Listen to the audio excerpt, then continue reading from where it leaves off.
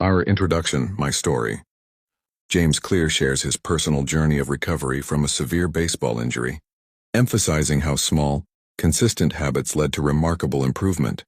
He introduces the concept of atomic habits, tiny changes that compound over time, like splitting an atom to release energy. The key message is that true behavior change starts with identity. Focus on becoming the type of person who embodies the desired habits, rather than just achieving outcomes. Habits are the compound interest of self-improvement. And systems, processes outperform goals for lasting results. Chapter 1: The Surprising Power of Atomic Habits. Clear illustrates the power of marginal gains using the British cycling team's transformation under Dave Brailsford, where small improvements, in everything from bike seats to handwashing, led to Olympic dominance. Habits compound exponentially, but often remain invisible until a plateau of latent potential is crossed. Like an ice cube not melting until 32 degrees, focus on systems over goals to avoid pitfalls like survivorship, bias, and temporary motivation. You fall to the level of your systems, not rise to your goals. Chapter 2: How Your Habits Shape Your Identity and Vice Versa. Habits shape identity through repeated actions. Every behavior is a vote for the person you want to become.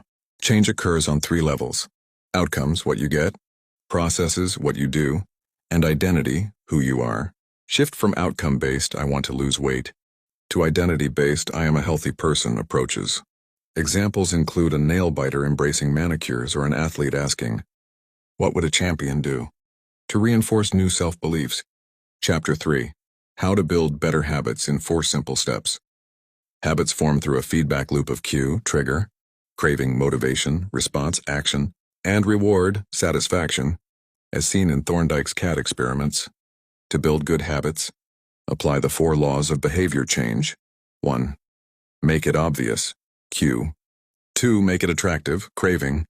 3. Make it easy, response. And 4. Make it satisfying, reward. Invert these for breaking bad habits. Make it invisible, unattractive, difficult, and unsatisfying. Our Chapter 4: The Man Who Didn't Look Right. This chapter explores unconscious habits using a story of a doctor ignoring intuition about a patient. To gain control, make the unconscious conscious, as Carl Jung advised. Techniques like Japan's pointing and calling method, verbalizing actions to reduce errors by 85%, help. Clear suggests listing routines before leaving home to spot overlooked habits. Chapter 5: The Best Way to Start a New Habit. Clarity beats motivation. Use implementation intentions, I will behavior, at time and location, to boost follow-through by 91%. Habit stacking, after current habit, I will new habit, leverages existing routines, like the Diderot effect of one change sparking more. Specify exact cues to make habits obvious. Chapter 6: Motivation is overrated. Environment often matters more. Environment trumps willpower.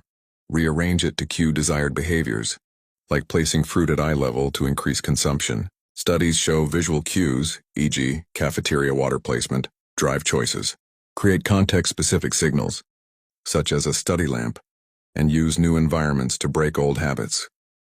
Chapter 7: The Secret to Self-Control. Self-control is easiest when temptations are invisible.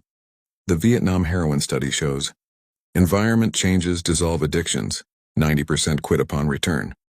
Reduce exposure to cues for bad habits, like avoiding triggers rather than relying on willpower. Chapter 8: How to Make a Habit Irresistible. Dopamine spikes from anticipation, not just reward, making habits addictive, e.g. gambling.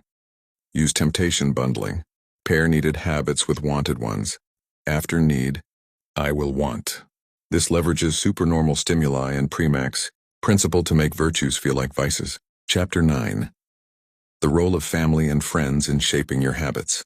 We imitate habits from close contacts, e.g., % higher obesity risk with an obese friend. Tribes, conformity experiments, and influential figures. Join cultures where your desired behavior is the norm, like Polgar's chess prodigies, to make it attractive through social approval. Chapter 10: How to Find and Fix the Causes of Your Bad Habits. Bad habits fulfill core cravings, e.g., smoking for relief. Reframe them positively. I get to exercise and address roots with healthier alternatives. Use pre-game rituals like Terry Crews's spa routine to build motivation for tough habits. Chapter 11. Walk slowly, but never backward. Mastery comes from repetition, not time. Focus on action over planning. As quantity breeds quality, e.g. photography students. Hebb's law explains neural wiring through practice. Aim for frequency to build automaticity. Chapter 12. The law of least effort. Humans follow the path of least resistance. Reduce friction for good habits, e.g. prep gym clothes, and increase it for bad ones, e.g. unplug TV. Prime environments and automate to make the right choice effortless. Chapter 13. How to stop procrastinating by using the 2-minute rule. Scale new habits to under 2 minutes. Read one page instead of read a book to overcome inertia. Rituals like a morning cab ride create ramps to consistency.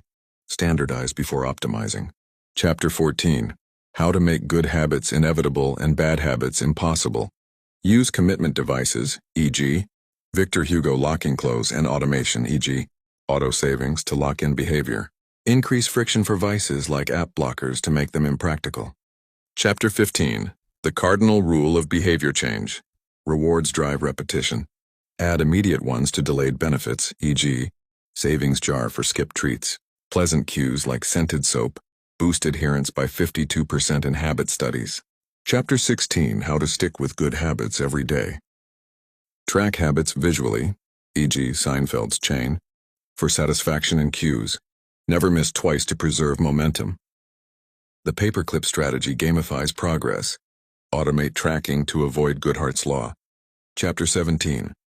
How an accountability partner can change everything.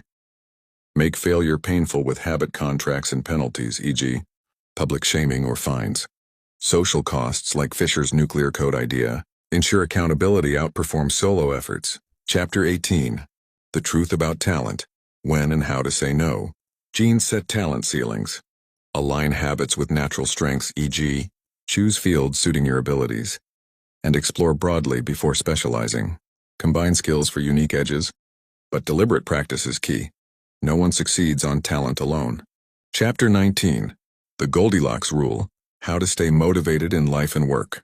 Peak motivation hits at the Goldilocks zone. Tasks 4% beyond current ability, inducing flow.